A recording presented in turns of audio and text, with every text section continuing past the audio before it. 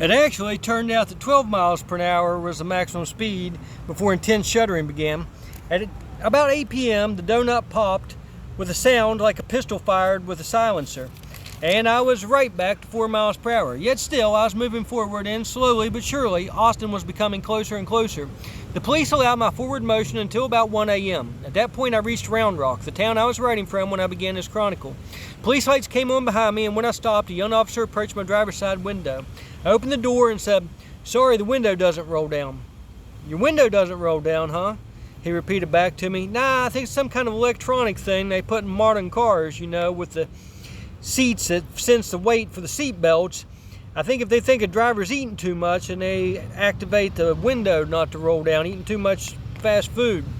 He laughed and said, "I like your sense of humor." Then he resumed, "But hey, we can't let you drive on a flat like this." I tried to explain that I had no other option, but he informed me that they were going to have the car towed off the highway. I begged for him not to do that and explained that would result in my car getting impounded and me losing everything I had, including my artwork and my family pictures.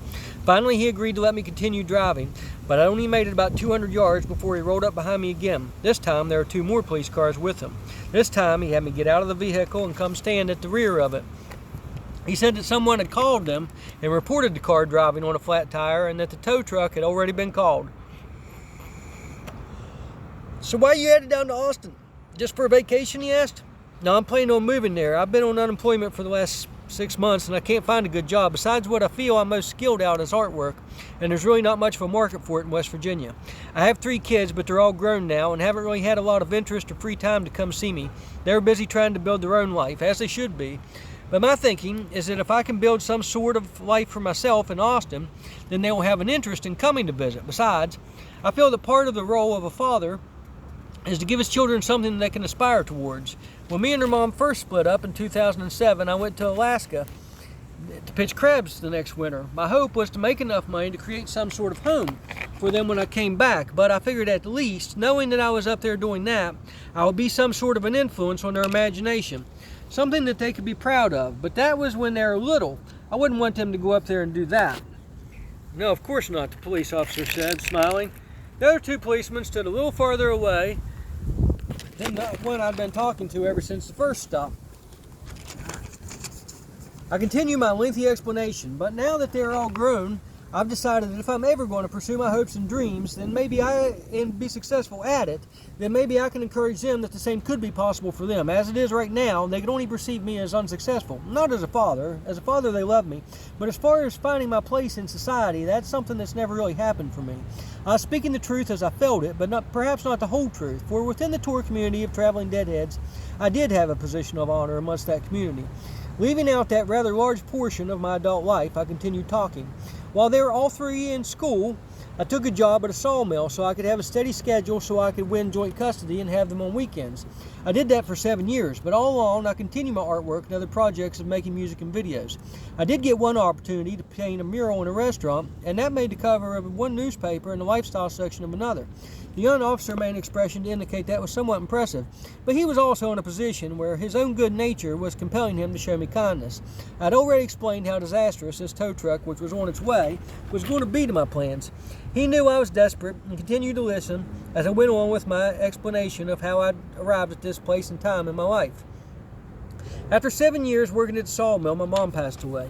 "Oh, I'm sorry to hear that," the officer interjected. "Well, thank you, but it was 4 years ago, so it's not a fresh wound anymore. But anyhow, after she died, I inherited $20,000, so I used that to open up an art gallery. My daughter does artwork too, and originally we discussed doing the gallery together, but she was getting ready to go to college, and she sort of lost interest in artwork. I felt like getting upset with her and lecturing her about it, but I realized how backwards that conversation would be from the normal conversation that goes on between a parent and a teenager. She was taking steps towards a practical course of getting a good job. I couldn't hardly justify telling her she should forget all about that and do artwork with me," I stated as I smiled. The officer joined me in chuckling at the humor of that part of my story. "So anyhow, the art gallery failed, at least as a business, but I did do a lot of painting that year. Most of those paintings I have with me right now," I told. "So what kind of artwork do you do anyhow?" he asked. "Well, since we're just standing here," I said as I popped open the back hatch and pulled out the top tapestry from out of my box of tapestries. It happened to be Pirate's Landing. I closed the hatch and spread it out across the hatch so it could be viewed standing vertical. "Hey, that's pretty good," he said. with sincere appreciation and turned to the other cops indicating that they should come take a look. As all of these police were now standing and looking at the painting, I said, "But unlike me, these guys made it to shore."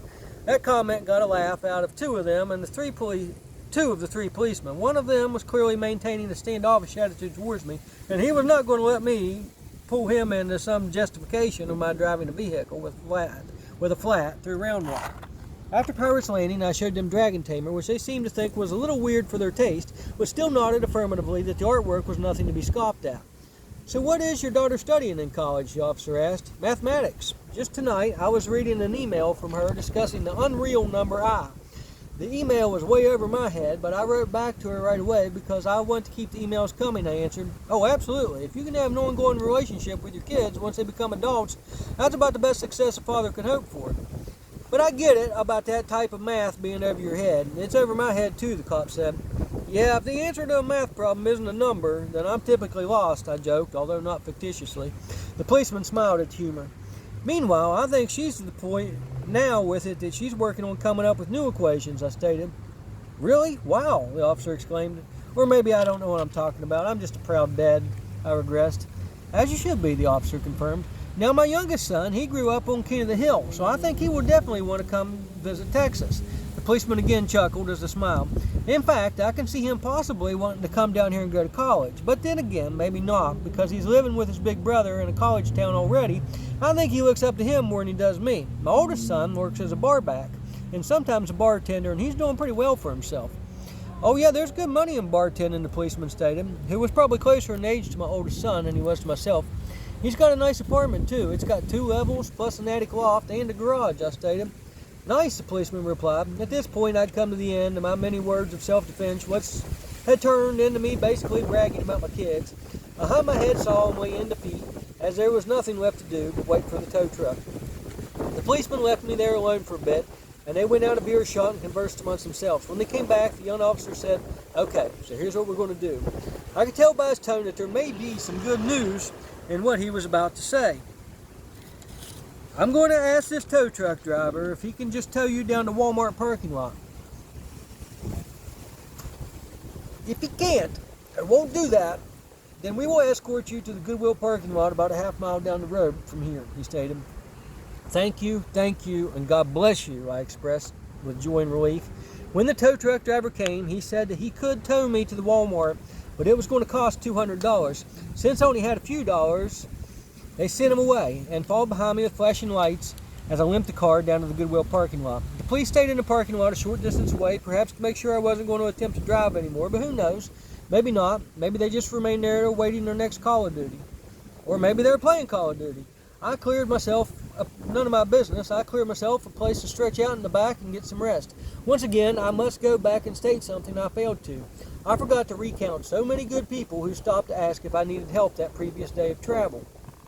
Husbands and wives, mothers and daughters, old men, young women, people of several different races and ethnicities, many people, just plain good people. It was so humbling to know just how much beauty and kindness I was traveling amongst, that it made me cry a healthy cry, to know how little ability I had to shine back any of the grace these people took time out of their lives to shine upon me. And wouldn't you know it, that just while I wrote that last paragraph, a radiant black lady of approximately 40 years of age stopped by me here in front of this public library bench in downtown Austin on this 5th day of August and shared her God-gifted smile as she said, "I just want to remind you to stay hydrated and ask to make sure everything's okay." I tried to express just how much that expression of kindness meant to me. Knowing myself that I fell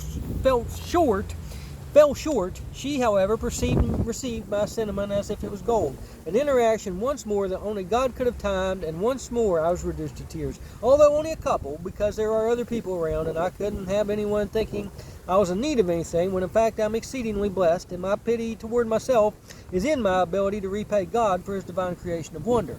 But now my pity turns once more toward you who are reading or hearing this pious dribble that skips back and forth through time. Now back to July 15th, when I woke in that Goodwill parking lot to discover that a paving crew, blacktop to be descriptive, was beginning to cone off a section to begin their hard day's work. Suspecting that their intent would be to pave it all, and I being the sole vehicle in a broad section preventing them from getting it coned off, I felt an urgency to move the car. Knowing it likely that the former Round Rock PD guys who showed me mercy were off duty, I fled at 8 miles per hour with hope to avoid meeting any of their fellow officers. I went only about 1/8 of a mile into a different parking lot, which was also a section of strip mall sort of businesses.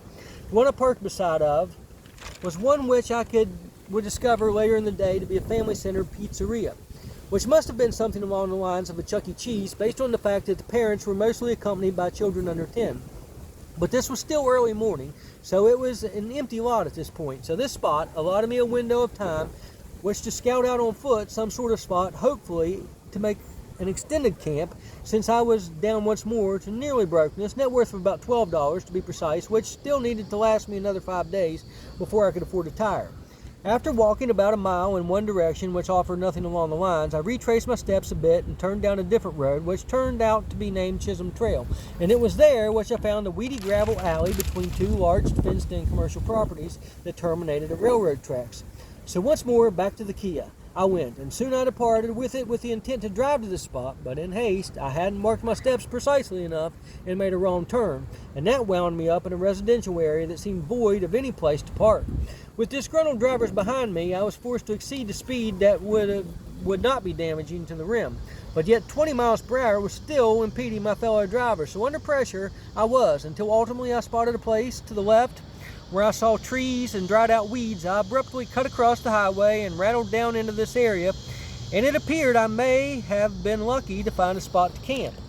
The dirt paths that branched out through this semi-arid Texas wilderness appeared to have been primarily used by ATVs, but yet they were just barely wide enough barely wide enough for an automobile. I found a spot that was shady, but once I pulled into it, it was a struggle to get out of the car due to the branches and briary weeds surrounding me. 1 foot I walked a bit deeper along these ATV paths to see if perhaps I could find a spot of total seclusion. Where I was now parked, the rear of the vehicle was still visible from the roadway. After walking about 30 or 40 yards through the wooded area, I spotted a cabin about 30 yards ahead. This cabin appeared vacant but not forgotten, a place I suspected to be sometimes used as a hunting cabin. I thought about how nice it would be if it was forsaken and forgotten, and how nice it would be to spread out and squat at, but there was no way I would chance that, nor even drive any closer to it. I certainly hadn't come to Texas to trespass on a pack of boar hunters, so I decided it best to stay right where I was for the time being. Back in Texarkana, I had found a vinyl kiddie pool beside a dumpster, and I took it to use as a tarp. I spread it out on the ground behind the Kia to offer me a layer of shield against the cactus-like nettles and the fire ants. While sitting there on that vinyl, I was encountered by a pickup truck that turned down off the highway towards these woods. He was soon to inform me of my trespass and said he wasn't going to call the police, providing I correct my situation ASAP. And he suggested the neighboring church property. So it was. I came to arrive at Paul's church. There was an electronic doorbell and an intercom at that church, but no one answered when I rang it. There was a car parked in front of it, and as I parked off to the far side, now the way as possible.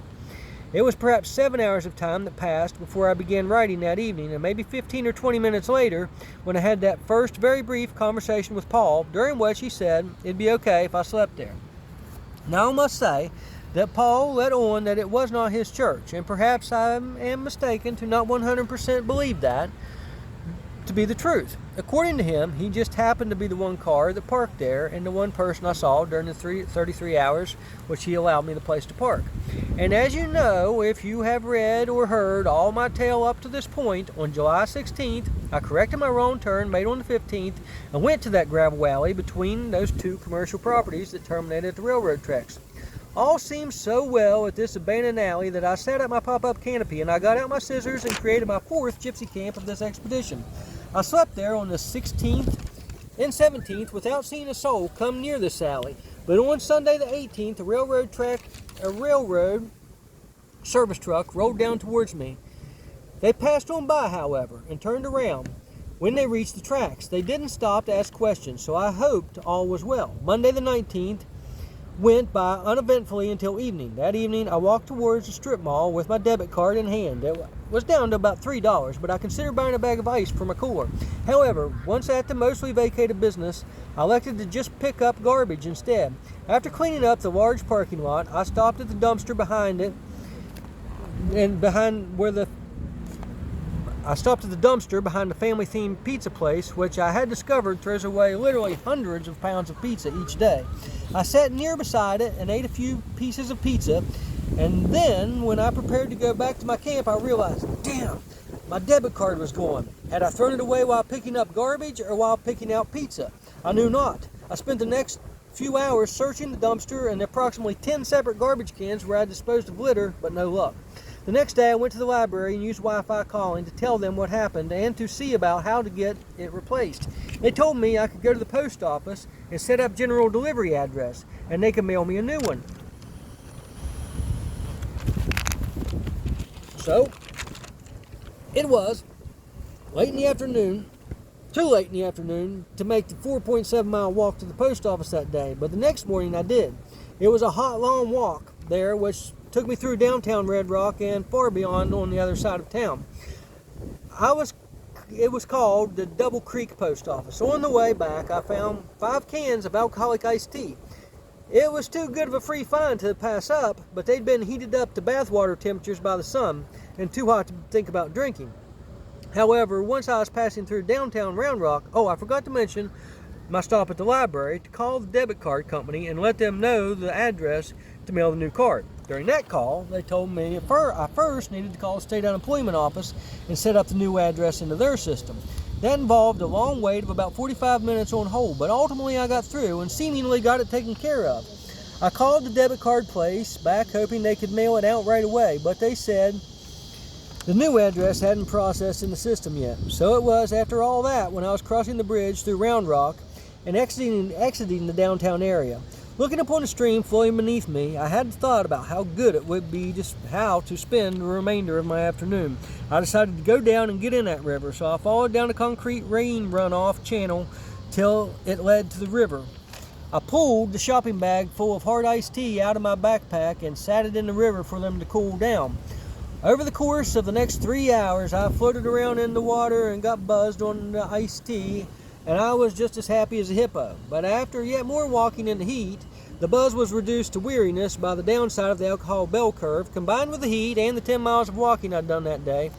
It was after dark that evening when 3 police cars came rolling down that alley.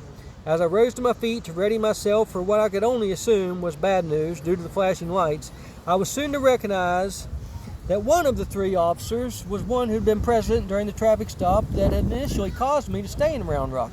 However, he was not the young one, the one who I'd guessed to have been about 29 years old, who liked my sense of humor and love of my children.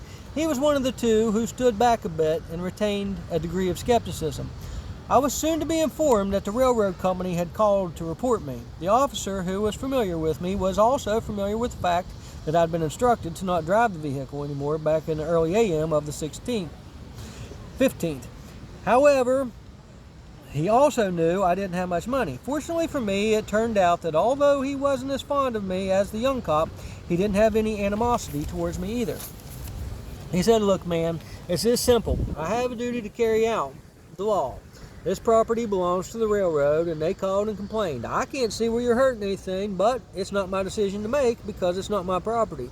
The property owner says you can't be here, and it's my job to enforce the law." One of the other 3 said, "And there's no other place here in town that you can park that isn't private property either." I must say, the city of Round Rock seemed to be a beautiful, well-maintained community of comfortably living middle-class America. I knew I stuck out like a sore thumb. I appeared to be the only person who wasn't sleeping in the house, although I don't know. I replied, "With all due respect, I'm only here because you guys stopped me from driving to Austin." He said, "Well, I can't give you permission to drive there now either, so let me just say this. Don't be here when I come back." "Okay, I promise I won't be," I answered. He said, "I do want to say thank you for cooperating and being respectful towards us during both of these encounters we've had." I said, "Well, I understand what it means to have a job to do. Okay, thanks, and good luck in Austin." So it was on that night that I packed and on the road and on the shoulder of I-30 towards the glorious city of Austin. The police along the way allowed me safe passage, and several state road trucks escorted behind me through road construction areas with flashing lights to shield other drivers from me. So, and I did arrive safely in Austin, albeit without ID or access to my money. When I called back the debit card company to tell them my mailing address was going to be needed to change once more, this triggered an additional security measure to be taken, requiring me to take a picture of a photo of a state issued ID. So it's replacing the lost ID that has become the problem with accessing my money. But after all, I'm now a Texas resident anyhow. So these weeks I have been here at the very lowest level of Austin living without money are still yet full of blessings, good people, and also mysterious, shadowy challenges I'm not disposed to discuss as I await hopeful citizenship. Things have been left out of this account due to oversight, forgetfulness, not wanting to be a tattletale, and yes, just even plain privacy. So if it so happens that at a later date more details come clear, due either to my own or revelations of others, and these things come to light, don't be surprised. All that I ask from others is that which I demand for myself, that it be truthful.